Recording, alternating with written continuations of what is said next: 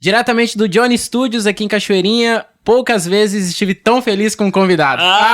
E eu, tô feliz demais de estar com vocês aqui. Fabinho, já batemos um baita papo aqui. Que legal, cara. Tá tudo bom demais. Obrigado pelo convite. Cara, a gente aprendeu demais contigo já em pouquíssimos minutos, assim, 10, 15 minutos, eu fico apavorado, né? Muito obrigado, Fabinho. Desculpa metralhar vocês de coisa aqui. Mas a gente que fica feliz. É o né? hábito, cara. Meu Deus, ele é palestrante, empresário, músico cristão, gestor de marketing. Uau! Pai de família, que mais, Fabinho? Cara, eu sou um falador, cara. Eu sou um cara que gosta de falar, de bater papo, de conversar. Que legal. Eu tenho uma frase que eu gosto muito, né, que aquele que quer um dia ensinar, a primeira coisa é ter paciência de aprender, né? É verdade, né? E eu sou um cara que adora aprender, sempre gostei, fui sempre um curioso, né? De descobrir novas coisas. Então eu tenho também muito desejo de passar esse conhecimento para as pessoas. Então, quando eu vejo alguém que está interessado em saber sobre algo que eu posso colaborar, cara, eu começo a falar e não paro mais, né? Que Foi o que aconteceu quando eu cheguei aqui, começamos a falar de música e de registro musical, não sei o quê. Pô, os caras estão afim de entender sobre isso. Sim. E eu acho que eu posso colaborar, posso ajudar, daí eu já começo a Claro, nossa, e a tua experiência, assim, é fantástica. E tem coisas que a gente, sendo do meio, às vezes não entende sobre direito autoral, composição, associação, registro. Tem muita coisa importante que esse mercado, né, oferece. Como eu falei, né, André? Eu acho que a minha principal característica, cara, é de ser um grande curioso, né? Eu sempre gostei de conhecer, de ter acesso a informação sobre diversos assuntos. Legal. Né? Eu sou um generalista. O generalista é aquele que não sabe 100% sobre nada, mas sabe muito sobre 100%. Né? Sabe um pouquinho de cada legal coisa. Definição. Mas, cara, é muito legal. Então, a curiosidade sempre me levou a ter acesso a muita informação. Vou dar um exemplo. Cara, eu fui cantor do Tchê Guri por quase 20 anos. É muito tempo. É bastante tempo, né? Então, eu ia pro interior fazer um show numa cidadezinha lá, bem pequenininha, lá com 5 mil habitantes. Chegava lá e ia almoçar na casa do prefeito. Os caras me levavam, vamos levar na casa do prefeito para almoçar. Chegava lá, cara, eu queria saber do que a cidade vive, qual é a economia da cidade, qual é o partido político que administra a cidade e tal. Aí os caras viam a minha curiosidade e falavam, não, então aqui é agricultura, vamos lá conhecer uma fazenda. Te levavam pra ir ver. Aí me levavam pra ir ver. Aí chegava lá, tinha uma fazenda de milho. Caramba. Cara, mas não, a plantação acontece em tal mês, a colheita acontece em tal mês. É assim. E ali era um assunto que eu já aprendi a conhecer um pouquinho. Que legal. Né? Aí ia numa outra cidade, o cara me levava na casa de um empresário, o cara tinha uma fábrica de parafuso. Olha aí.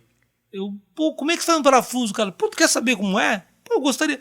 Depois do almoço eu vou te levar lá na fábrica. Aí me levava na fábrica. Chegava e falava, é assim que faz um parafuso, cara. Que legal. E aí isso me levou a conhecer muita gente. Sim. E a conhecer um pouquinho de muita coisa. Então hoje ainda eu estava gravando um texto hoje para a internet onde eu falava justamente sobre isso, né? Que o nosso cérebro nada mais é do que um HD, né? E a gente vai colocando informações dentro desse HD, e um dia a gente está batendo um papo e entra um assunto de algo que a gente guardou no HD há 20 anos atrás. Muito tempo atrás. Mas, cara, ele tá ali dentro do HD. E quando tu puxa ele, tu fala, cara, 20 da onde que eu... Há 20 anos atrás, alguém falou uma coisa assim e tal, e assim, assado. É um assunto que tá guardado. Exatamente. Então a gente precisa abastecer o nosso HD de informações. Isso Em algum momento a gente vai usar essas informações. Como é importante, né? Só que as informações ruins também, elas ficam no HD. Por isso que lá no livro de Lucas, no capítulo 5, se eu não me engano, versículo do 43 ao 45, fala da árvore de bons frutos. Bons frutos. E aí no 45 fala, a boca fala do que está cheio o coração. É verdade. Então, na verdade, é esse HD que eu tô falando. Das memórias que a gente reteve, cara. Boas e ruins. A gente foi botando pra dentro e a nossa boca vai falar disso. É verdade. Vai falar daquilo que entrou pelos nossos ouvidos, que entrou pelos nossos olhos, que se estabeleceu no nosso coração, e é sobre isso que nós vamos falar. É verdade, né? Então, a gente vai falar daquilo que mais está dentro de nós, né? Nosso coração, dali vai proceder o que a gente vive e é importante pra gente. Exatamente. Né? Por isso a importância de nós trazermos pra nossa vida coisas boas. É verdade. É verdade. Mas essa tua curiosidade é incrível, Fabinho, que tu tava falando, porque sabe que eu tenho um pouco isso também, e principalmente nós que somos cristãos, nós temos essa curiosidade com a terra, com a natureza, com a planta, com os animais, Isso. porque isso é um reflexo do que Deus é. Claro. Né? Então eu olho uma planta, eu olho, sabe, uma colheita, eu olho um gado, eu olho alguma coisa, eu fico prestando atenção, assim, sabe, pra tentar entender. Eu fui num sítio um dia desse também com um casal de amigos nossos também, o Robert e a Ingrid, e lá tinham vacas, tinha galinha da Angola, tinha peru, avestruz, tinha tudo, cavalo, sabe? E eu fiquei perguntando exatamente como tudo, mas como é que funciona isso? Como é que é aquilo? Como é que é? Incrível, né? Essa curiosidade. A gente sai de lá aprendendo sobre aquilo, sabe? E, cara, e aquilo vai ficar no teu HD. É interessante, aquilo né? vai fazer parte da tua vida, né? É. Então, sabe, eu te falei quando eu cheguei aqui, eu tenho um filho de 16 anos. 16, é? Nós temos um filho de 16 e uma filha de 6. Tá. 10 anos de diferença.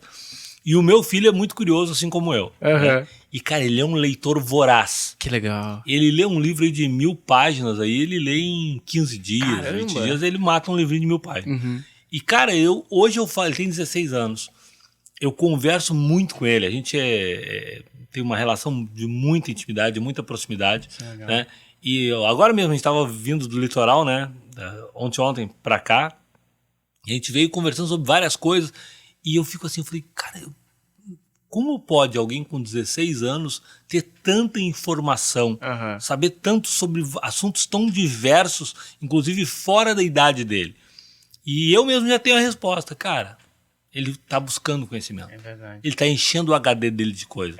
Teve um ano aí que estava acontecendo as eleições americanas, e eu acho extremamente confuso o sistema eleitoral americano. Sim, muito confuso. Muito diferente do nosso, muito diferente né? do nosso. Democracia republicana. E aí eu falei pra ele, falei, Bamu, não entendo, cara, esse modelo americano dos delegados, não sei o quê. Ele falou, não, pai, e aí começou a me explicar, não, pai, delegado é porque lá atrás, quando começou, não dá para todo mundo sair para votar, era muito distante e tal, então eles elegiam um delegado no lugar e esse delegado votava por aquela comunidade. Caramba! E, cara, e foi me explicando, o peso dos votos de cada lugar. Eu falei, cara... Caramba!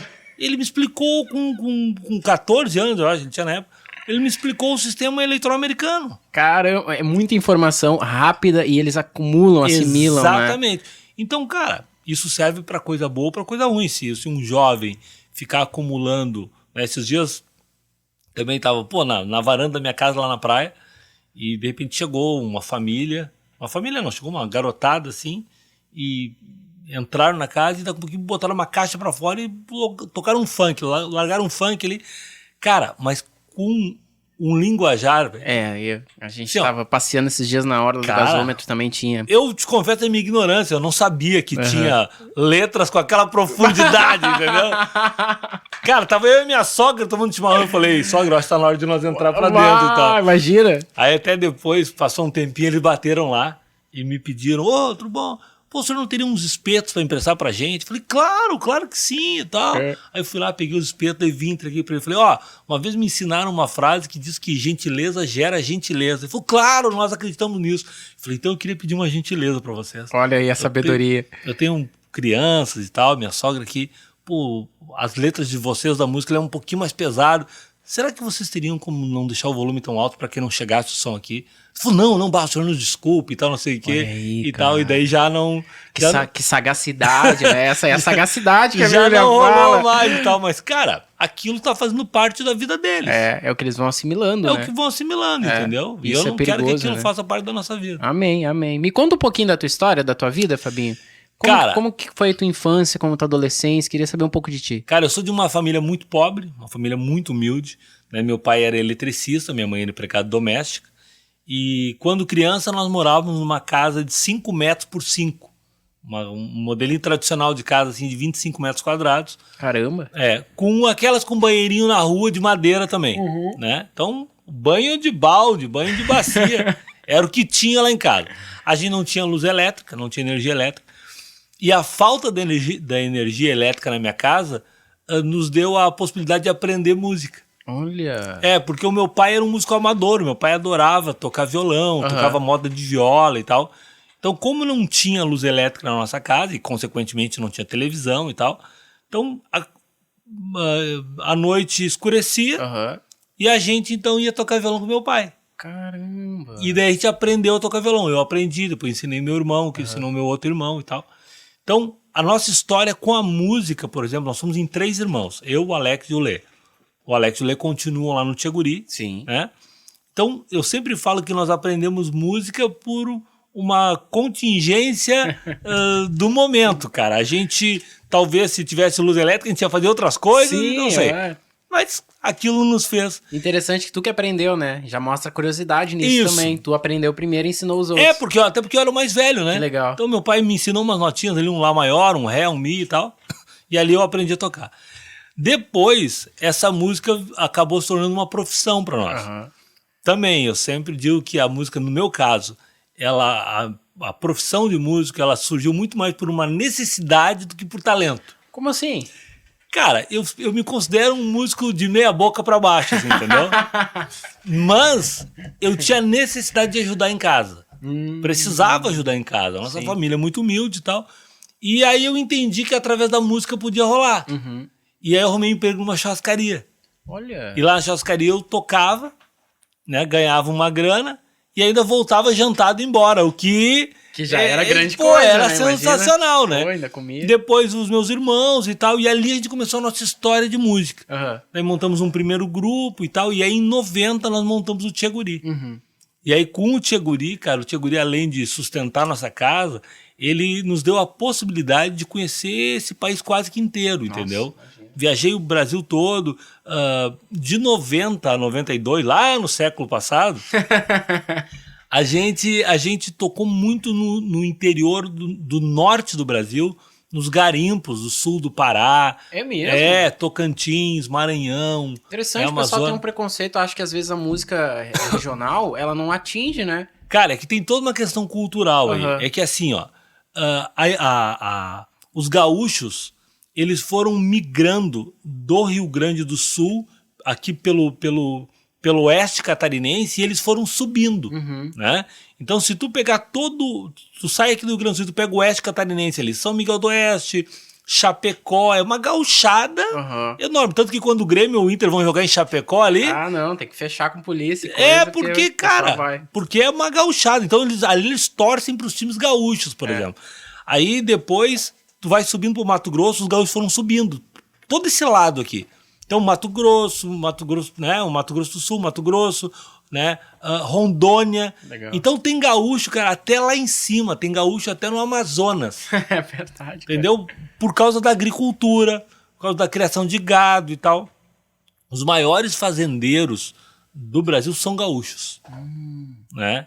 E onde um gaúcho chega, um gaúcho faz o quê?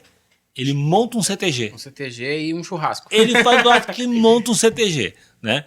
Então a gente começou a ir pro norte porque a gente começou a tocar pra colônia de gaúchos lá. Entendi. Entendeu? Fazendeiros, pessoal que trabalha com agricultura e tal, né? Para tu ter uma ideia, agora em 2000 eu vou errar, acho que 12, 13, o Tcheguri gravou um DVD num CTG na Bahia, numa cidade chamada Luiz Eduardo Magalhães. É o maior CTG do mundo. Do mundo? Do mundo. Inclusive o nome do DVD do Tcheguri lá é Tcheguri ao vivo no maior CTG do mundo. Meu Deus! E na época eu ainda cuidava da agenda do Tcheguri, dos negócios e tal. Não cantava mais, mas cuidava. E eu fui fazer a produção executiva desse DVD. Então eu fui até Brasília de avião e lá eu aluguei um carro, fiz 500 quilômetros de carro e fui até essa cidade para acertar com o prefeito lá, que a prefeitura patrocinou a gravação do DVD lá. E, cara, eu conheci fazendas lá com 25 mil hectares. Que se tu pegasse uma distância, assim, do começo ao fim, dá como daqui a Caxias. Nossa, muito grande. Então lá, as grandes multinacionais e tal, inclusive multinacionais asiáticas ou europeias, elas têm fazendas em Luiz Eduardo Magalhães. Durante algum tempo foi o maior PIB agrícola do país. E lá é só gauchada. A gente não percebe isso. E lá é só gaúcho, cara. Tanto que tem o maior CTG do mundo. Meu Deus, o maior CTG do mundo não está no Rio Grande do Sul. Não está no Rio Grande do Sul, está na Bahia. Tá na Bahia. Entendeu? Então, a minha história com a música, então, ela começa, né, na minha infância. Daí depois a gente monta o Tcheguri em 1990. E ali eu começo, cara, a viajar o país. Começo a viajar, vou lá pro norte. Eu fui a Palmas, que é a capital de Tocantins, quando eles estavam construindo Palmas. Nossa! Em 91. Então tinha o Palácio do Governo e as ruas eram tudo de chão batido. Bom, hoje tu vai a Palmas, é uma metrópole. Cidade, uma metrópole. Então a capital do Tocantins estava sendo passada por dentro de uma reserva indígena para ir a Palmas, naquela época. Então, cara, eu tenho muita história legal daquela época, assim, eu toquei, por exemplo, eu fiz show na Porta da Amazônia, lá em Marabá, onde é feito os treinamentos do Exército Brasileiro. Olha. E eu fiquei hospedado no Exército lá. Tá brincando? Sério. Como assim? Conta isso. É porque do quilômetro 0 da rodovia Belém-Brasília, que é uma cidade chamada Dom Eliseu, até Marabá dá 240 quilômetros e na época era chão batido. Nós levamos 14 horas. Mas porque o chão batido tem que ir devagarinho, exato, não dá pra 14 horas até lá. E lá nós fomos tocar no Clube do Exército. Nossa! Um baile gaúcho no Clube do Exército. E eles nos hospedaram no Exército. A gente ficou lá. Essa história é legal de contar. Não, tem uma outra legal, o seguinte, que eu fiquei hospedado acho que uns 15 dias no Exército também, em Belém do Pará. Tem um lugar lá chamado Bacia do Guajará, e onde o Exército fica ali. E, a gente sofrendo na estrada e tal, e conhecemos o coronel lá do Exército, e ele falou, não, cara, eu vou hospedar vocês lá no Exército. E a gente almoçava e jantava com a milicada lá com o pessoal. Caramba! Mas que isso legal. Isso foi em 90, foi durante a Copa do Mundo de 90. Olha aí, durante a Copa vocês estavam lá. Olhei a Copa do Mundo de dentro do Exército. Quantas pessoas podem dizer isso, né? Sem serem militares, Sem ser militar.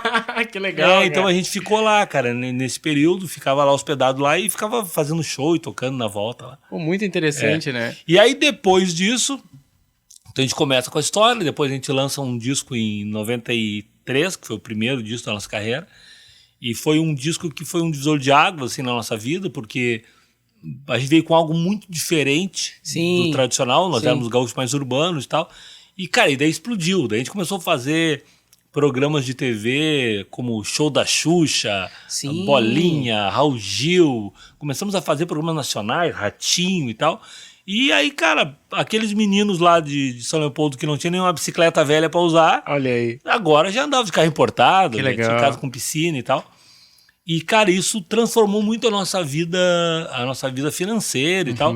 Mas, por outro lado, também escondeu algumas coisas. Quer dizer, a gente passou a achar que a vida, que isso sim era uma vida de sucesso. Que isso é o que valia a pena, que isso que era legal, né? Aí depois conheci a minha namorada, Silene, com quem eu casei, com quem eu tô casado até hoje. Namorei, casei com ela, comecei a namorar a Silene em 96. 3 anos depois do primeiro disco. 2000 nós casamos. E em 2007 nós descobrimos na Silene uma doença incurável para a medicina, chamada esclerose múltipla. A Silene teve esclerose? Foi diagnosticado? Diagnosticado de esclerose, que é uma doença incurável para a medicina, que é a inflamação da baía da mielina no cérebro. E aí, com isso, eu adquiri uma síndrome chamada síndrome do pânico. Sim, né? Muitas pessoas têm. Que é muito comum hoje, infelizmente, é muito comum hoje. E aí, cara, nossa vida virou uma bagunça, porque daí eu com síndrome do pânico, a Silene com esclerose múltipla, o Murilo, o nosso filho, com 2 anos. Nossa, isso é 2007, vocês estavam no auge, cara, viajando pra tudo que é lado, e tal. E, cara, aí virou uma loucura. Eu fiquei 1 ano sem trabalhar, parei de viajar, né? Daí ficou os meus irmãos tocando a história. E aí, em 2009, eu conheci um pastor que ficou meu amigo, que falou de Jesus pra mim.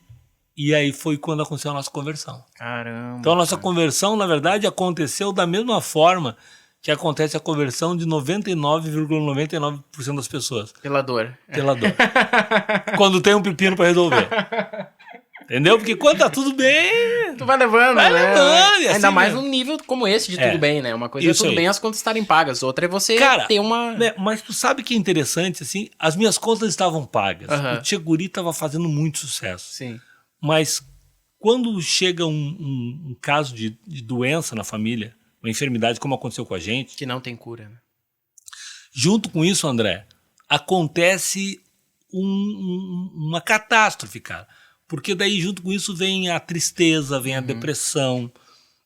Com isso vem o medo, vem a incerteza do futuro. E nós não estamos preparados para tudo isso. É verdade.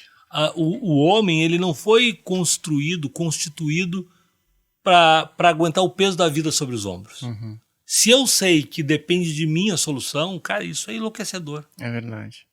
Como que isso depende de mim? Quer dizer que se eu não fizer, não tem jeito. Exatamente. Cara, mas eu não vou conseguir fazer. Tá, então não tem jeito. Tá, então eu tenho que morrer. Ficar aqui, sentar e morrer. Ficar sentado e morrer. Então, na verdade, o que tira esse peso sobre os nossos ombros é saber que não depende de nós. Uau. Então, quando eu sei que existe um Deus que tudo pode e que a minha esperança está nele, aí eu começo a relaxar. Uau. Existe eu fiz 4 anos de psicanálise. Em função, eu não era convertido e em função de tudo que eu estava passando e do medo da vida, né? Inclusive, algo que eu sempre indico, falo, cara, psicanálise é um negócio muito legal, de tu poder te entender. Sim. Fabinho, te curou? Não me curou. A minha cura veio através da minha conversão. Mas ajudou bastante. Sim. Ajudou eu a me entender. Sim. E durante a psicanálise, eu entendi, cara, que o ser humano, ele precisa de respostas. E quando ele bota essas respostas na obrigação de ele ter, disso sair da mente dele, essa solução sair, chega uma hora que ele pira. Que ele fala assim, cara, eu não vou conseguir curar minha esposa, no meu caso. Tu te depara com a fraqueza. Exatamente, cara, eu não vou conseguir me curar. Cara, nenhum médico está encontrando a solução para mim. Cara, então acabou. É uma impotência, né? Que bate. É a impotência. A partir do momento em que eu aceitei a Cristo, a partir do momento que a minha vida está nas mãos de Cristo, eu passo a entender o seguinte, eu vou fazer a minha parte, mas a decisão final, como diz Provérbio 16, fala, o coração do homem pode fazer planos, mas a resposta certa dos lábios vem do Senhor. Uau. Então eu faço a minha parte, no que tange ao natural eu faço, e o sobrenatural eu deixo. Caramba. O sobrenatural Deus vai resolver. Aulas demais, Fabinho. Muito bom, lição de fé, né? Que coisa incrível, né? Mas, cara, eu tive que passar, tanto que a minha oração hoje é para que os meus amigos não precisam sofrer como eu sofro. Eu acho que todo mundo que veio pela dor quer que as pessoas amadas não venham pela Não venham pela dor, entendeu? Então, não só os meus amigos, todas as pessoas, né, que eu conheço, as pessoas que Deus coloca na minha frente, André, todos os dias há mais de 10 anos, eu faço a mesma oração com os meus filhos e com a minha esposa. À noite nós oramos em família e tal, e no final da oração eu sempre falo assim, Senhor, coloca na minha frente amanhã alguém que precisa ouvir a tua palavra e me usa. E todos os dias, há mais de 10 anos, Deus coloca uma pessoa na minha frente. Tem dias que Deus bota uma, tem dias que Deus bota 5, tem dias que Deus bota 20, ou 30, ou 50, ou 1.000, ou 5.000, mas todos os dias Deus bota alguém na minha frente, para que eu possa falar com essa pessoa a respeito das coisas de Deus. Porque alguém vai ter que falar, porque tem gente querendo ouvir. Então nós precisamos contar para as pessoas. Existe uma diferença muito grande entre obrigar e oportunizar. E isso é algo muito sério, porque muitas vezes a gente não fala das coisas de Deus para as pessoas com o seguinte entendimento. Eu não quero invadir a privacidade dele. Sim, vou respeitar o tempo dele. Vou respeitar o tempo dele. Eu não quero ser um crente chato, eu não quero ser fanático. Cara, o que tu tá fazendo é não ser crente. É verdade. O que tu tá fazendo é não fazer o ID. E aí é muito fácil se esconder atrás disso. Eu não quero ser um crente chato. Assim, um fanático. Eu não quero ser um fanático. Então tu tá preocupado mais com o que as pessoas pensam de ti do que na verdade, com a missão que Deus te deu. Isso é muito forte. Então nós precisamos falar. E aí vem essa diferença entre obrigar e oportunizar. Quando eu falo, eu não preciso obrigar ninguém. Agora, o que eu preciso é oportunizar. Eu preciso contar para as pessoas o que eu estou vivendo, para que elas tenham a oportunidade de depois decidir se elas querem ou não. Exato. Tem que dar a chance para a pessoa. No livro que eu escrevi agora em 2019, que chama 6 Passos para uma Vida Equilibrada, eu termino o livro com um versículo, que é um versículo que tem uma importância muito grande na minha vida. É João, capítulo 15, versículo 16. E esse versículo diz o seguinte, Jesus falando. Jesus fala assim, não foi vós que me escolhestes, mas sim eu que escolhi a vós, para que vai dê fruto, que esse fruto permaneça, a fim de que tudo quanto pedires ao Pai em meu nome lhe seja concedido. Então o que Jesus está falando ali é o seguinte, André, não foi tu que me escolheu, fui eu que te escolhi. E eu te escolhi para tu dar fruto, não foi só por isso que eu te escolhi. Exatamente. Eu não te escolhi para te dar um carro novo, te dar uma casa nova, te curar de uma enfermidade, nada disso. Eu te escolhi para tu dar fruto. Exato. Então, a partir do momento em que o André não estiver dando fruto, o André não está cumprindo a parte dele. Sim.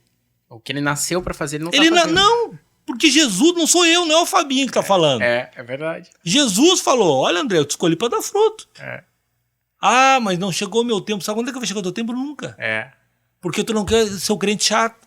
Tu não quer invadir. Porque não quer invadir. Né? Então, cara, a gente precisa entender essa diferença entre obrigar e oportunizar. Sim. Então, quando eu peço para Deus colocar na minha frente alguém, cara, Deus nunca vai invadir também o teu direito de não querer. Então, nós precisamos pedir para Deus. Por isso que a gente fala, né, que tem que pedir certo, né? Isso aí. Porque eu preciso pedir para Deus. Digo, Deus, coloca alguém na minha frente. Ah, tu quer?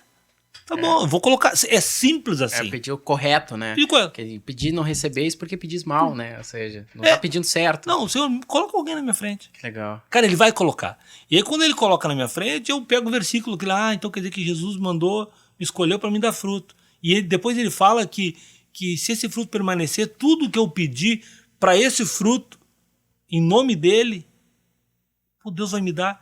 Cara, então é o seguinte, eu vou pedir para Deus me dar graça para mim, o que eu falar entrar no coração do André. Cara, vai dar. Vai Porque dar. ele prometeu. Mas tu fica atento? Tu fica olhando, tu sai, ou tu como é que tu identifica essa pessoa é o... Cara, eu identifico depois que ele tá na minha frente. Ah, entendi. Porque quando eu começo a falar, eu digo, cara, é aí. É aí. E hoje é muito já no piloto automático. Aham. Hoje é muito no sentido seguinte, cara, alguém tá na minha frente, eu saio falando.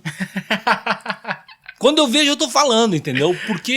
Porque isso é algo muito, muito normal pra mim. Aham. É pra isso que eu fui escolhido. Essa é a razão da minha vida. É pra isso que... Cara, eu tenho a convicção de que Jesus escolheu a minha casa, não foi pra curar a minha esposa. Ó, E, cara, isso é muito doido. é muito forte isso. Porque é o seguinte, eu sei que por mais terrível que tenha sido essa doença da Silene, a esclerose múltipla, Que hoje ela tá que curada. hoje ela tá curada, Deus curou ela, tem uma vida maravilhosa e tal. Deus não escolheu a Silene para curar ela. Deus escolheu a Silene para transformar a vida de pessoas, para dar frutos. Uau. Mas como ela daria frutos enferma? Exato. Então ele cura ela para ela dar fruto. Pra ela ter a história pra contar e o exemplo. Né? Exatamente. Então, com isso, ela impactou a minha vida. Uau. E me curou. E a doença dela... E mais, ela não acreditava na cura dela. Sim. E aí vem as loucuras, né, de Deus. Porque daí quando eu falo pra ela que Deus tinha curado ela, ela olhou pra mim e falou assim, não acredito. Eu falei, eu sei. Mas não muda nada tu acreditar ou não. Porque Deus falou que vai te curar. E ele vai te curar. Ele falou pra mim. Caramba. Então acredita em mim, que eu não tô louco. Esse da cura veio através de tu que soube primeiro. Porque eu fui num culto. E lá nesse culto, eu fazia 3 meses que eu ia na igreja. E eu fui num culto e eu vi um pastor contando que Deus tinha curado a mulher dele de câncer.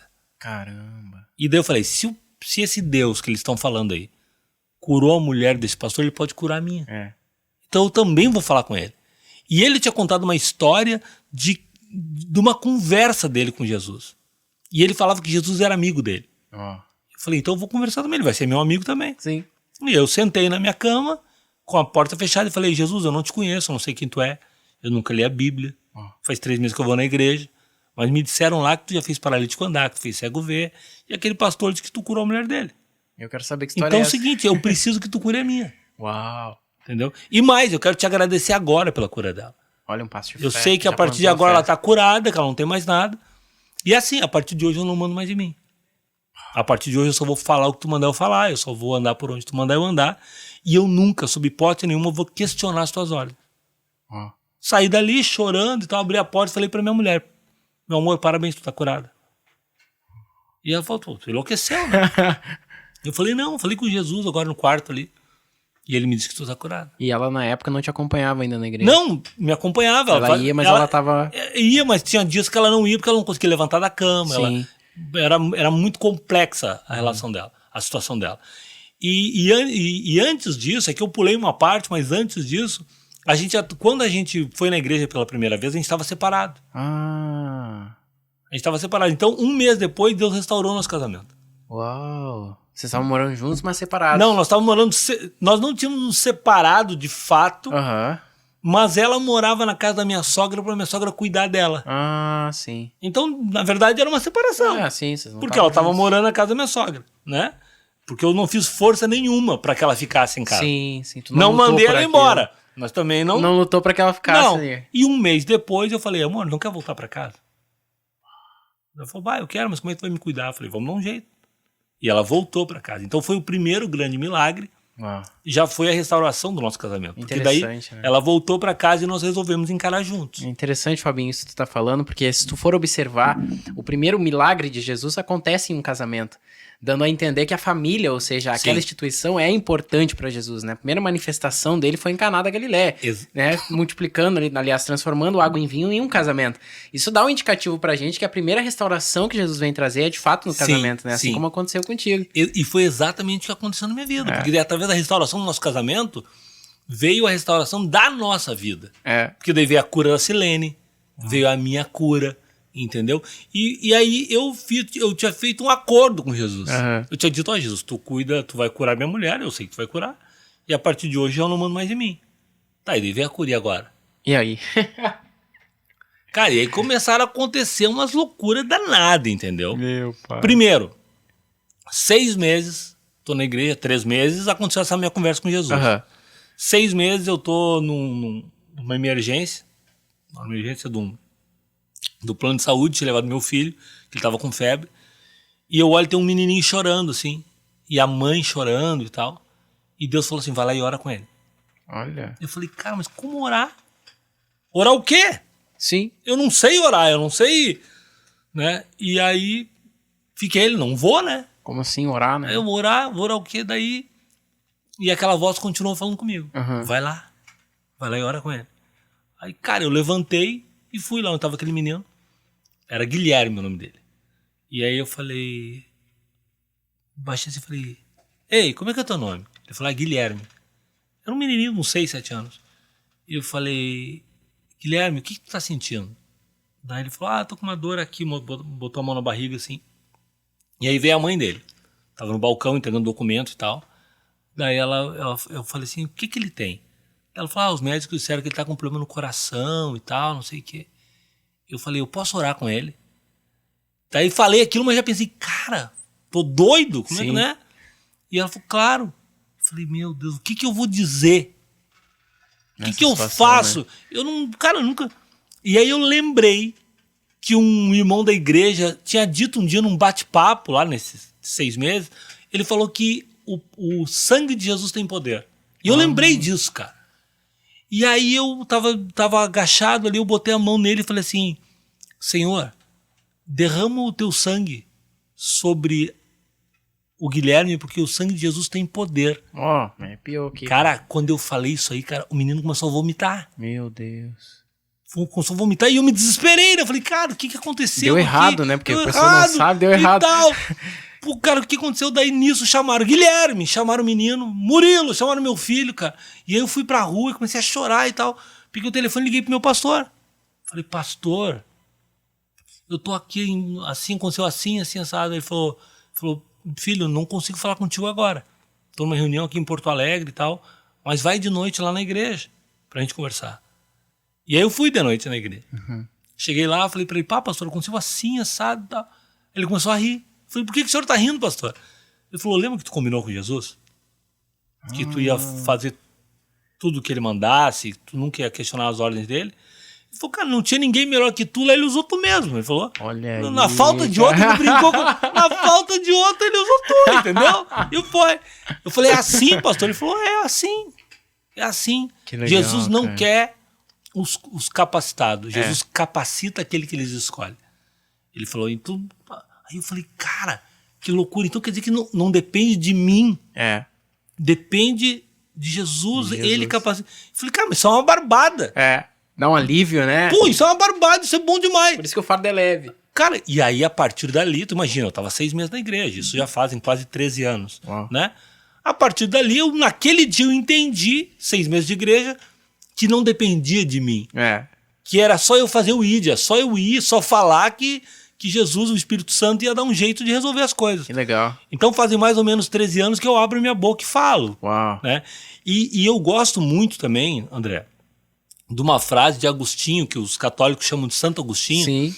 Tem uma frase dele que diz assim, ande o mundo inteiro pregando o evangelho e, se possível, fale alguma coisa. Essa frase é ótima, né? Cara, eu gosto demais disso porque o evangelismo, ele tá muito relacionado, ou totalmente relacionado... Totalmente à tua vida. À tua vida, cara.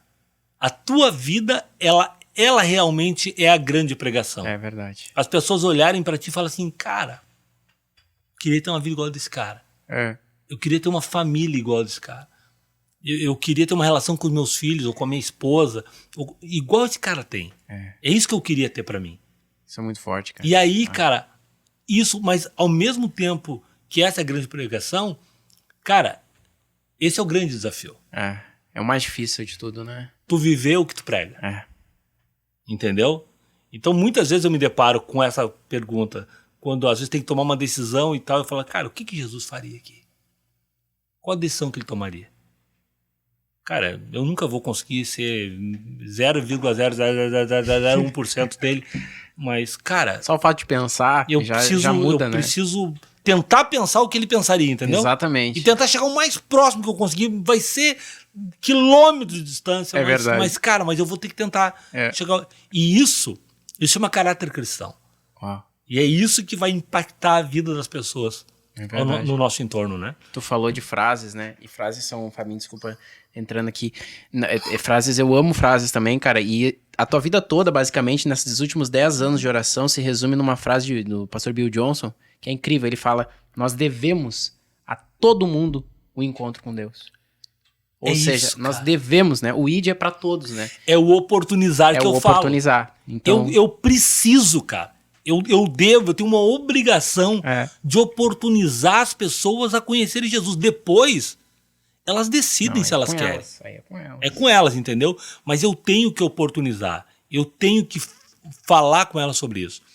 Sabe que nesse tempo, assim, cara, eu sempre brinco, né, que em 13 anos de conversão, eu tive vários ciclos. Sim. Quando eu acho que uma coisa estava meio definida... Deus vem e opa, vai para um outro ciclo e vai me mudando. E um dia, cara, Deus falou comigo assim, o que tu tá fazendo pelos músicos? Eu falei, caraca, velho, pelos músicos? Como assim pelos músicos? Justamente. E aí Deus falou assim, tá, mas pô, a vida inteira tu foi músico, tu viveu de música e tu sabe a dificuldade que o músico tem nesse encontro com Deus, né, em ter uma vida assim, em função dos ambientes e tal. O que tu tá fazendo por eles? Eu falei, Deus, nada. Pelos músicos, especificamente, nada. Ele falou, então, faça. E aí eu comecei a orar sobre isso, entender o que Deus gostaria que eu falasse com os músicos. E aí Deus me deu uma direção, André, que era fazer um jantar e convidar músicos para vir jantar comigo. Que legal! Muito inspirado na Adonep. Eu não sei se tu conhece o trabalho da Adonep. Não, conheço. Cara, a Adonep é a Associação dos Homens do Evangelho Pleno, dos homens de negócio do Evangelho Pleno. É uma associação que nasceu na década de 50 nos Estados Unidos. No Brasil, hoje tem 1.500 associações como essa. E ela tem preletores, pessoas que dão seu testemunho em reuniões, em encontros, e eles se reúnem só em hotéis e restaurantes. Uau, cara, e eu sou preletor da Adonep aqui no Brasil. Já fiz muita palestra para a Adonep aqui no Brasil. E aí, inspirado na Adonep, eu falei, cara... eu vou fazer uma espécie de Adonep dos músicos. Que legal. Eu vou reunir esses músicos para jantar, porque o princípio da Adonep é o seguinte, são empresários cristãos que convidam empresários que não são cristãos para jantar. Uau! Meu pai, isso é muito legal. E aí, cara, vão, por exemplo, aqui em Porto Alegre se encontra um Dado Beer. Tá? Então, vão lá do Dado Beer, eu sou um empresário cristão e tu não é. Eu falo, André, vamos jantar comigo no Dado Beer segunda-feira? Pô, no Dado do Bia, não, inclusive assim, eu vou comprar o convite lá, eu vou te presentear. Eu já fiz várias vezes isso. Vou te presentear. Aí nós vamos lá jantar. Eu falei, vai ter um cara que vai dar uma palestra de meia hora no finalzinho. Ele, pô, bacana e tal. Aí nós vamos. Aí nós jantamos. No final, um empresário cristão conta um testemunho de conversão. Uau, isso é incrível, e, cara, e faz um apelo no final. E várias pessoas que estão ali aceitam a Jesus. O André tá comigo, o André aceitou Jesus. Eu digo, pô, André, que bacana, tua vida mudou agora. Cara, queria que tu fosse na minha igreja comigo. E aí eu te levo pra minha igreja, o outro leva pra igreja do outro e tal. Caramba, então a Adonep tem esse sentido. Legal. E eu falei, cara, eu vou fazer isso. Eu vou convidar músicos para ir jantar na minha casa. Vou convidar um amigo para ir lá dar um testemunho. E fala aí. Aí nós temos um sítio, lá um sítio da família e tal. Uma herança do meu avô. E lá tem uma espécie de CTG, assim, um galpão e tal. Falei, eu vou fazer lá no galpão, chama Querência dos Vargas. Vou fazer lá na Querência dos Vargas. E aí fiz um jantar, fiz um carreteiro lá de costela e tal. Convidei uns amigos que não são crentes, músicos, para ir lá. Como não é dentro de uma igreja, eu disse para os meus irmãos, vamos levar gaita, violão e tal. Vamos fazer um vaneirão. Pra tocar aqui. Tocar e tal. Aí o cara chegou, os músicos começaram a chegar. Pô, os caras tocando, cantando lá uns sertanejos, lá, umas modas de viola. Pô, que massa, que legal. Jantamos. Terminou a janta, eu disse, pessoal, agora vai ter um amigo meu aqui que vai contar um pouquinho aí, um testemunho de vitória, cara, de transformação de vida. Eram 15 pessoas. No final, 2 pessoas aceitaram Jesus. Aí eu falei, cara... E aí comecei a fazer nesse sítio. A cada 30 dias, eu fazia um jantar. Convidava os músicos e tal. Chegou um ponto que, pô, no inverno chovia pra dentro. Não pra dentro, mas chovia, era aberto dos lados e tal. Eu falei, cara, lá na minha casa eu tenho um espaço que dá pra fazer um lugar bacana e tal. Eu vou reformar lá e vou fazer um lugar pra receber esses músicos lá em casa. E aí eu ia dar uma enjambrada no lugar lá e a minha mulher falou pra mim, Deus falou pra mim que ele tem dado do bom e do melhor pra nós. Amém. E tem nos provido de forma sobrenatural e que agora aqui é um templo. E esse templo a gente tem que fazer com excelência. Então eu gostaria de chamar a nossa arquiteta aqui, fazer um lugar bonito. Eu falei, então, amém. Faz. Ela chamou a nossa arquiteta e nós construímos um espaço que eu sou mais grosso, mas ela que é mais fina, ela fala que é um espaço gourmet. Então construímos um espaço... A mulherada tem isso, né? Mas Então esse espaço gourmet cabe em 43 pessoas sentadas em mesas para jantar, para almoçar. Bastante gente. Com cozinha montada, um negócio bem bacana. Pô, que legal. A gente que é músico, né? Eu já fiz um revestimento em madeira acústico para melhorar o acústico. E aí continuei fazendo lá. Então hoje eu faço a cada 30 dias, eu faço um jantar lá, reúno entre 35 e 45 homens. E esses músicos começaram a levar o primo que é médico, outro tio é lavador de carro, outro o vizinho é mecânico. Então hoje é híbrido, é músicos e não músicos. Não muito músicos, E a gente... Aí eu vou pra cozinha, eu faço o jantar, a gente não cobra nada de ninguém, é no 0800. Caramba. E eu convido sempre um amigo para no final dar um testemunho. Então o nosso último jantar foi agora no meados de dezembro, foi o último jantar do ano passado. Quem deu o testemunho pra gente foi o Fortunati, o ex-prefeito de Porto Alegre. Uau! Que é um homem de Deus, tem um testemunho lindo e tal. Ele é um querido, Fortunati, é um queridão. Né? Então ele deu o testemunho. Que legal. Cara, aí no final eu faço um apelo e tal. Então tem uma galera da música que já congrega com a gente. Ah, cara, que legal. Ô, Fabinho, eu e o Johnny aqui, se quiser convidar, já estão convidados. Pra essa janta não aí, estão nem convidados. A próxima vocês estão convocados. Olha aí, que beleza. Convocados. Vamos lá, já fica à vontade pra convidar isso aí. Que... E assim, por exemplo, os meus 2 irmãos, que é o gaiteiro e o vocalista do Tcheguri, os 2 são convertidos, os 2 são batizados, cara. Os 2 congregam, os 2 são discipulados. Que legal. Tá com a gente lá o pessoal do Grupo Rodeio, o pessoal do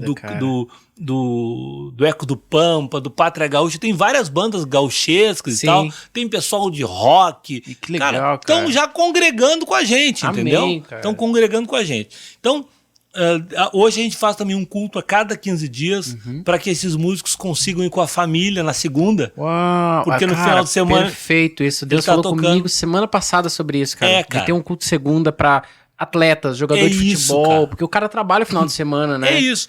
E a igreja, André, ela tá muito mal preparada para receber os músicos. É verdade. Porque o que acontece? Muitas vezes o músico chega na igreja e a igreja quer que ele se torne um músico gospel. É. E talvez não seja isso que Deus tem para ele. Exatamente. Eu vou te dar o meu exemplo. Eu fui cantor 20 anos na minha vida. E, cara, eu sei que não é esse chamado que Deus tem para mim na igreja. Quando as pessoas perguntam, Fabinho, qual é o teu ministério? É louvor? Tu é pastor? Eu sou o ordenado evangelista. Mas eu falo, eu sou um pregador que canta. Então, o meu ministério é outro. Meu ministério não é um ministério. Na minha igreja eu não canto. Isso é interessante. Pra ter uma ideia. As pessoas têm a noção de que porque tu atingir um nível de sucesso muito grande com uma determinada área, tu vem pra igreja e vai fazer a mesma coisa. Não, cara. Cara, na minha igreja eu não canto. Na minha igreja eu ajudo a cuidar do som e tal, entendeu? No louvor, na minha casa, eu canto e ainda tô brincando lá com o Marcelão, que congrega com a gente, trabalha comigo. Eu falo, Marcelão, daqui pra frente tu toca esse louvor, tu cuida aí, porque, cara, já tô parando também. Porque tem... Então, a igreja faz isso. E não é por querer que Não é por maldade, né? Mas só que o que acontece? É o preparo, né, depois que tu tá reclama que o ministro virou mercenário porque quer viver da música. É, isso. E aquela velha briga ainda, né, Fabinho? Entre música secular e música então, cara, gospel, né, evangélica. Deus me deu uma frase, André, que é o seguinte: músico não precisa mudar de profissão, tem que mudar de vida. Uau! Mó forte essa frase. Entendeu? Aí. Porque o que acontece é o seguinte: tem muito músico mudando de profissão, mas não mudando de vida. É verdade. O que adianta o cara vir pra igreja e falar músico gospel? Então o cara vira músico gospel, mas, cara... Continua com as mesmas práticas. Melhor que ele transforme as práticas e seja luz lá fora. Exatamente. E mais, eu falo pros meus irmãos, se um dia Deus quiser que vocês parem de tocar, Ele vai falar com vocês. Ele não vai falar comigo. Isso. Ele não vai falar comigo pra falar pra ti. Ele vai falar pra ti, ele vai dizer... Alex, deu. Chegou, agora é outro. Cara, que foi o que ele fez comigo. Ele falou, cara, eu tenho gente que canta melhor pra mim do que tu, entendeu? Então, eu vou pegar uns outros aí, tu vai fazer outra coisa. E é isso. Então, a ideia, todo o conceito desse encontro que a gente faz é pra isso. Que legal, muito legal. É pra colocar músicos e falar pra eles de Jesus. Cara, e a gente tem tido testemunhos assim, ó, fantásticos, cara. Imagina. Cara que tava se separando e restaurou o casamento, hoje tá apaixonado pela esposa, entendeu? Outro lá que tinha um vício lá que detonava com a vida dele. Cara, Deus foi lá e tirou isso. E hoje eu discipulo esses caras. Uau. Eu cuido deles e tal, né? Hoje nós temos toda a tecnologia, eu posso estar no litoral, posso estar viajando, onde eu estiver. Consegue manter o discipulado. Pelo Meet ali eu faço discipulado, não tem problema nenhum. Que legal. Então é isso, resumindo é isso. Nossa, olha, muito interessante, porque demonstra muito do teu talento, da tua vocação em Deus, não somente as práticas, né? Então o propósito, eu sempre costumo pensar isso, Fabinho, o propósito é maior do que a vocação. A vocação é a ferramenta pela qual você vai chegar até o teu propósito, né? Isso aí. Isso é fantástico de ver essa transformação e principalmente assim... quando a gente atinge certo nível de sucesso, como aconteceu, né, com o Tia Guri, às vezes é mais difícil você conseguir ter, né, um encontro de fato com Deus, e em detrimento da quantidade de coisas que você tem que abandonar, né, que você tem que largar.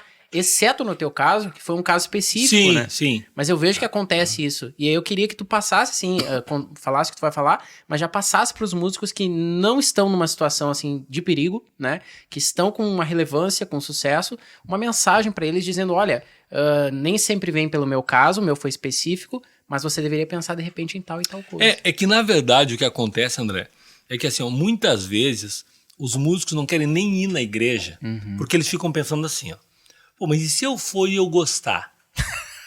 É verdade, cara. Entendeu? Entendi. Se eu for e eu gostar, cara, eu vou ter que abandonar minha profissão. É isso, é um medo de abandonar. E se eu for e eu sou casado e a minha mulher gostar? Bah. E depois começar a dizer que eu tenho que abandonar minha profissão. Cara, então eu não vou. É. Porque daí eu não corro esse risco. Então o que eu tenho pra dizer pra essas pessoas é o seguinte, cara, vai. Porque tu não tem que abandonar, tu tem que fazer aquilo que depois Deus vai falar contigo. É. E Deus vai te dar a direção.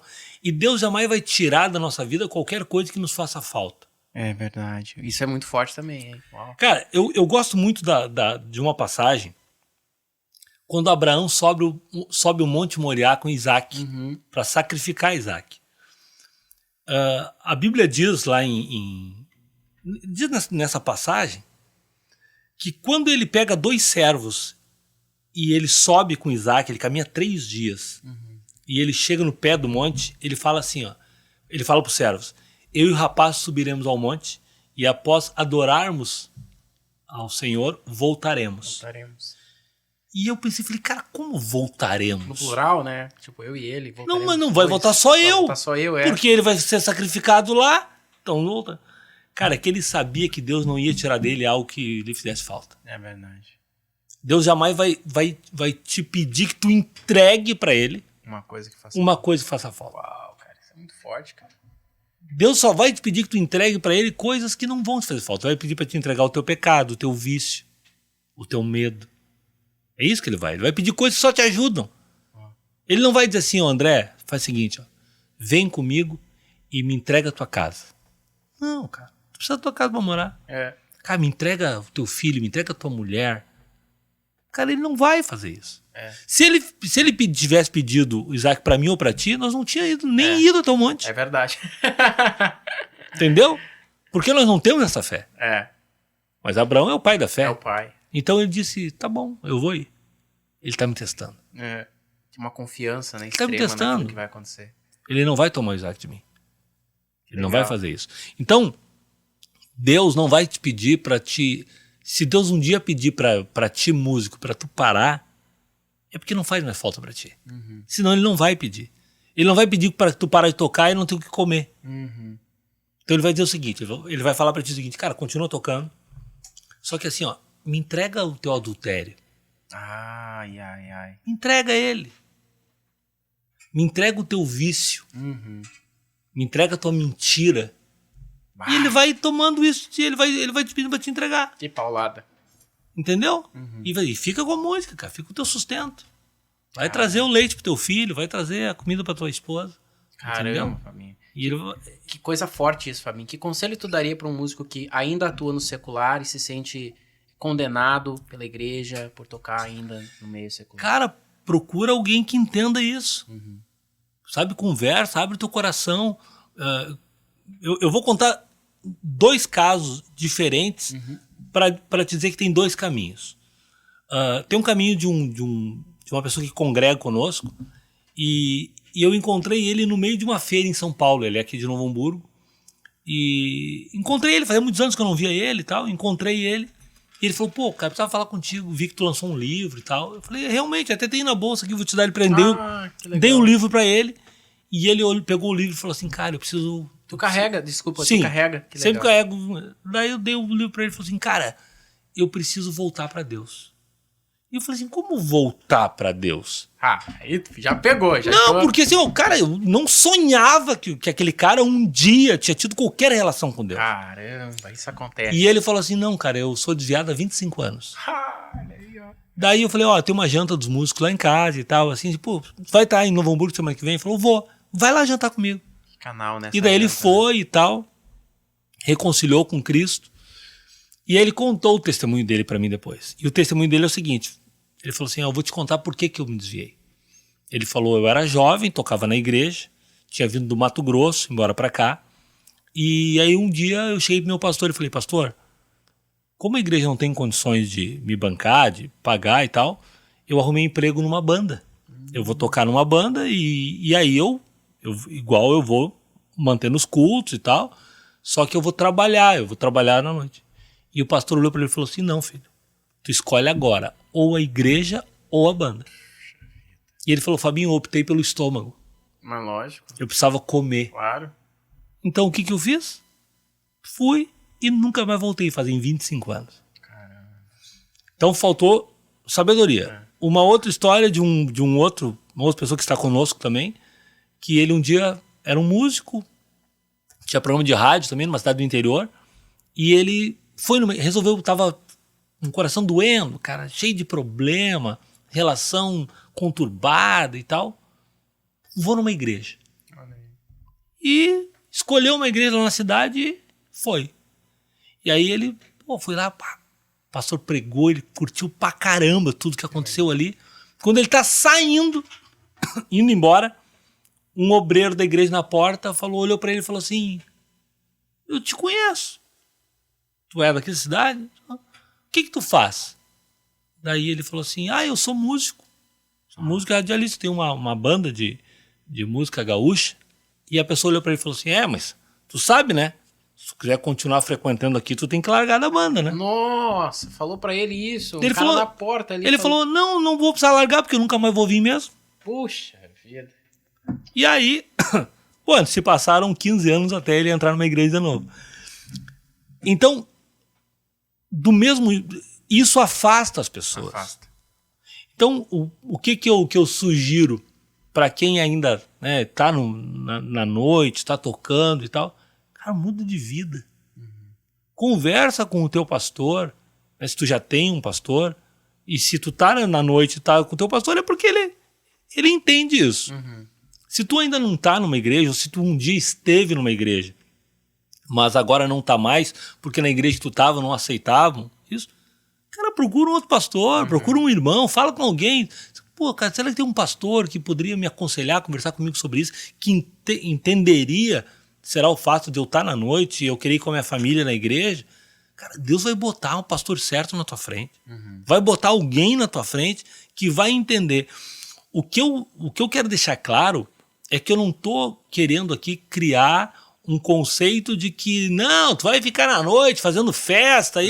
Não, é isso aí. Não é isso. Eu tô dizendo o seguinte: se essa é a tua profissão e tu quer mudar de vida, então assim, primeiro vamos mudar a tua vida. Depois a tua profissão pode ou seguir, né? Porque ali você pode ser luz, claro, né? Desde que dentro dos teus princípios. Exatamente. Isso é importante deixar claro, né? Ou pode simplesmente você não se sentir mais à vontade de fazer aquilo. Cara, se algum músico que tá olhando a gente e conhece a galera do Tcheguri, liga pros meus irmãos que continuam na noite e pergunta pra eles como é que é a vida deles antes da conversão e depois. Isso aí deve ser uma Cara, história... Pergunte sobre a vida profissional deles. A vida pessoal não vou nem falar, porque essa transformação espetacular. Mas pergunte sobre a vida profissional. Pergunte se eles faziam mais show antes ou depois. Pergunte se o resultado profissional deles é melhor agora, antes ou depois. E pergunte para eles se eles gostariam de se desviar dos caminhos do Senhor. Isso é forte, né? Não! Porque hoje eles têm uma vida que eles nunca tiveram. Ontem até eu estava falando com o meu irmão, e assim, eu orei por um deles durante 6 anos e pelo outro 8 anos. Uau, até eles aceitarem Jesus. E ontem eu estava conversando com ele e estava falando isso. Falei, cara, o meu sofrimento, antes da conversão de vocês, era o seguinte: a minha vontade era quebrar a cabeça de vocês, abrir e botar o evangelho dentro. Porque eu amo tanto vocês que eu vi vocês sofrerem de forma desnecessária. Não precisava ter sofrido. E ele falou, não, cara, tu tem toda a razão. Hoje é essa a minha dor em relação aos meus colegas músicos. Uau. Gostaria de quebrar a cabeça deles também e enfiar o evangelho dentro. Então, é isso, cara. Nós precisamos mudar de vida. Deus me deu, nos últimos tempos, outras direções. Hoje eu estou muito envolvido, por exemplo, com a Academia do Empreendedor Cristão, que é algo que Deus colocou na minha vida para trazer um novo conceito à vida das pessoas que querem empreender, né? Não é academia do empresário cristão, e sim do empreendedor, porque um empreendedor ele pode ser um empresário, um profissional liberal, sim, pode ser um pastor, sim, ele é um empreendedor da fé, um evangelista, né? Eu sou diretor de uma empresa, eu tô lá no chão de fábrica ainda, mas eu gostaria de no futuro empreender. Eu sou dono de um estúdio, como esse, um empreendedor, claro, né? E nós temos um treinamento chamado Valores Cristãos no Ambiente de Negócios. Que legal. Então hoje eu viajo o país dando treinamentos, essas palestras. Tem um treinamento online também. Vai começar um treinamento, uma série de lives, exatamente, né? Começa agora uma série. E essa série que a gente faz agora, ela acontece das 19 horas e 5 minutos até as 19 horas e 20, é só 15 minutos pelo Zoom, e depois ela sempre tem mais tarde, às 19h30 tem uma live pelo Instagram com alguém, com um empresário, com um empreendedor. E nós temos todo mês uma gratuita pelo Zoom. O pessoal acaba entrando, a gente tem um grupo no WhatsApp, que as pessoas entram gratuitamente e a gente passa o link e elas fazem parte desse treinamento.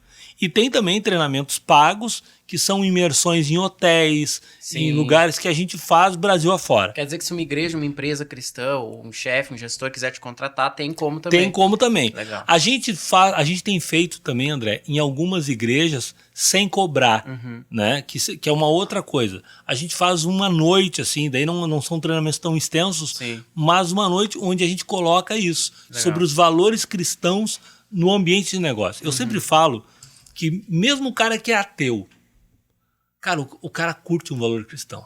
Claro que sim. Sabe por quê? Porque é o seguinte, no Código Civil não diz que eu não posso mentir pra ti. Não diz. Mas tu não quer que eu minta pra ti, né? Claro que não. Tá bom, mas tu é ateu. Ah, é verdade. Aí que tu pega o cara. Pois é, mas então por que tu quer um valor cristão? Isso é um valor cristão. É Entendeu? verdade, Tu, cara... Muito das regras da sociedade são pautadas também nos valores cristãos. Cara, no Código Civil não diz que a minha mulher não pode me trair. Não adulterarás, é verdade. Pô, mas eu não quero. Entendeu? Pô, é um valor cristão, cara. Legal. Então, assim, o que tá acontecendo muito hoje, e, cara, Deus foi me dando uma direção muito doida sobre isso, hoje as empresas investem muito em qualificação do seu quadro funcional. Só que daí ela vai investindo em treinamentos e tal, e muitas vezes ela investe ali 3, 4, 5, 6, 10 anos num funcionário, e 10 anos depois o funcionário tem um caso extraconjugal com a secretária. E ela tem que mandar ele embora. E todo aquele dinheiro investido foi fora. Porque não tratou o valor. Porque não tratou o valor. É verdade. Entendeu? Isso que eu tô falando são casos reais. Agora mesmo, eu vi um caso de uma empresa que um diretor, 15 anos na empresa, o diretor da empresa estava tendo um dos diretores estava tendo um caso com uma estagiária. Para botar respeito na casa, o CEO da empresa teve que demitir o diretor. 15 anos de empresa, um cara que a empresa investiu durante 15 anos nele. Meu Deus, coisa pra caramba. Cara, esse dinheiro foi todo fora. Sim. E outra, o cara arrumou um problema para dois. Para ele, que foi demitido, e para a empresa que vai arrumar um profissional como ele onde? Porque depois... Cara qualificado, assim, cara. O cara conhece os mecanismos, conhece a empresa. Ele arrumou um problema para dois. É verdade. Entendeu? Então, eu, quanto empresário, eu preciso ajudar o meu colaborador a não me causar um problema. Nem para mim, nem para ele.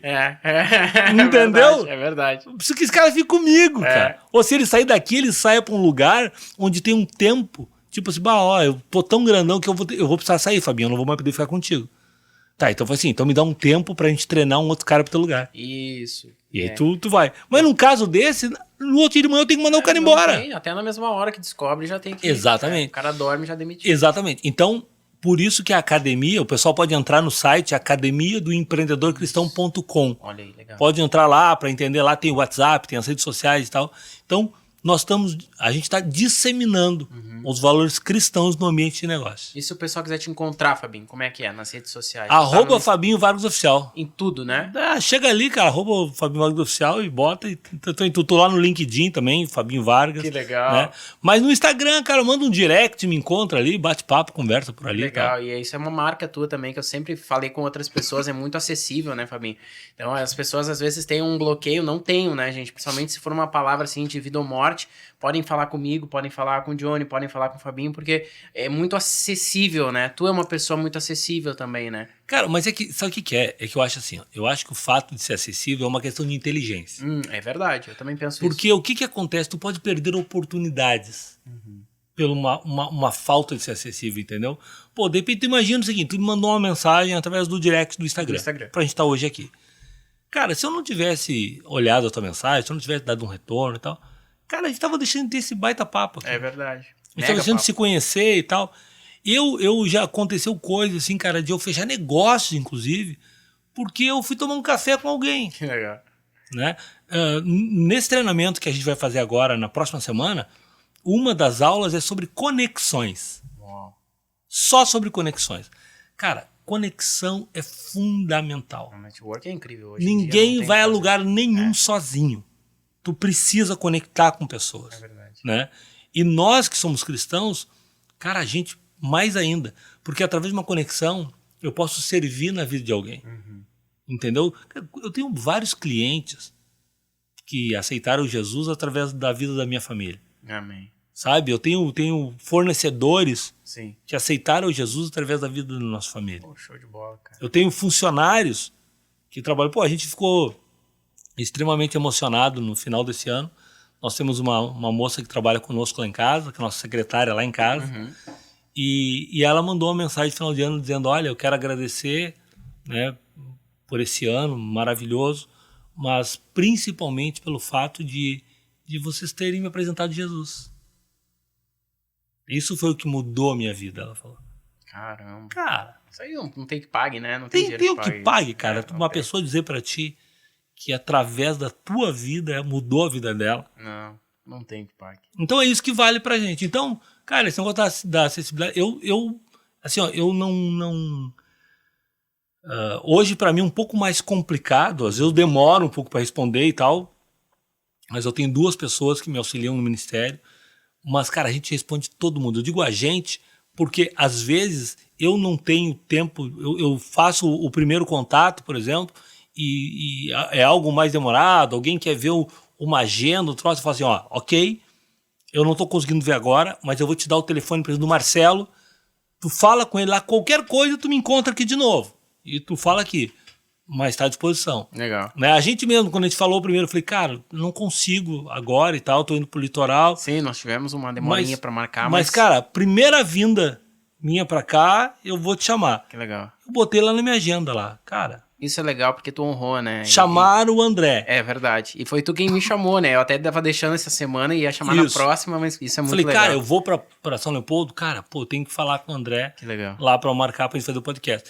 Então, a nossa vida, ela é resultado das nossas escolhas e das nossas prioridades. Amém. Né? É isso aí. E prioridade, cara, prioridade é um negócio muito doido. Porque muitas vezes tu fala com uma pessoa e tu pergunta assim pra ela, cara, o que é mais importante na tua vida? E ela fala assim, minha família. Eu falo, tá. Quanto tempo tu reserva por semana pra tua família? Quanto tempo tu reserva por dia pros teus filhos, pra tua esposa? Não, é que tu veja bem. Eu falei, veja bem nada, cara, pai. Não. Se realmente a coisa mais importante, tem que estar na tua agenda. André, só é importante na nossa vida aquilo que está na nossa agenda. Uau. Só isso é importante. Forte. Se tu não bota na tua agenda é porque não é importante. Forte. Se eu não tivesse colocado na minha agenda... É verdade. Um dia tu ia me ligar daqui 4, 5 meses, eu falei, pô, é mesmo, cara, esse cara, o André aí, cara, tem que dar um... É porque não tinha importância. É verdade. Um dia que ele me chamar, eu faço. Não, cara. Pô, o cara tá desenvolvendo um podcast, é legal, tá falando das coisas de Deus. Pô, cara, eu preciso atender esse cara. Eu preciso lá falar com ele. Eu preciso estimular ele a continuar com esse trabalho. Muito legal. Então tem que estar na minha agenda. A pessoa diz, número 1 na minha vida é Deus. Tá bom. Quanto tempo tu reserva por Deus por dia? Não, cara, tem dias que não. Então não é prioridade. Pode ser importante, mas não é prioridade. É verdade. Prioridade é aquilo que está na tua agenda. Então, por exemplo, na minha agenda, todos os dias, antes de eu abrir o WhatsApp, eu abro a Bíblia. Então, isso tá na minha agenda, cara. É prioridade. Eu acordo de manhã, tomo banho, tomo meu café, sem abrir o WhatsApp. Porque se eu abrir o WhatsApp, as pessoas vão ver que eu tô online e vão já começar a me chamar. E outra, eu já vou responder alguma coisa importante ali e tal. Então, o que eu faço? Eu tomo banho, eu me arrumo, eu tomo meu café e vou ler a Bíblia, eu vou meditar na palavra. Eu terminei, li 3 capítulos da Bíblia e tal, tá. Agora eu vou trabalhar. Eu vou orar e vou trabalhar. Aí eu abro meu WhatsApp e começo a tocar meu dia. Mas, cara, prioridade, primeira coisa, eu tenho que falar com Deus, velho. Isso. De manhã. É porque ele é a prioridade, né? Cara, e a minha família? E os meus filhos? Eu tenho que ter tempo, eu tenho que tomar um chimarrão com a minha esposa, sabe? Ir no futebol com meu filho, que ele adora. Agora, né, eu vim do litoral pra cá, ele veio junto comigo. A gente tá 2 dias só nós, 2, agora amanhã a gente volta. Que bom esse. É um tempo nosso, indo no carro, batendo papo, conversando e tal. Que legal. Então, assim, ó, essa história de que é prioridade, mas não tá na minha agenda, é papo furado. É verdade. É verdade. Fabinho, cara, sem palavras, meu amigo, pra te agradecer a honra que tu deu pra gente aqui, não só em ter colocado na tua agenda, mas também ter vindo aqui e esse baita papo, aulas aqui que a gente teve contigo. Não, que E fica à vontade também, viu, querido, para contar com a gente no que pudermos, claro que colaborar, porque essa rodovia é uma mão dupla. Mão dupla, Então, claro que sim. Tanto a gente tem tanto respeito, né, admiração por ti, e também sabemos que aqui a gente tem amizade entre nós, cara. Muito obrigado mesmo, viu? Cara, eu que agradeço assim, o convite de vocês para estar aqui, para a gente participar desse podcast, bater esse papo. Estão convocados para a próxima janta. Vamos lá, Se Johnny. tiver a data marcada, eu já te aviso. Avisa no WhatsApp, agora, que eu vou avisar o em Johnny. janeiro, provavelmente a gente não faça, em função de temporada de praia. Mas em fevereiro a gente volta e daí vai de fevereiro a dezembro, todos os meses. Né? Uma vez por mês a gente faz. E, cara, contem comigo. Tudo que vocês precisarem, que eu possa ser útil. Parabéns, que eu tenho certeza que vocês estarão nas minhas orações. Para que Deus continue abençoando, porque esse é um canal. É verdade. É um canal de comunicação, entendeu?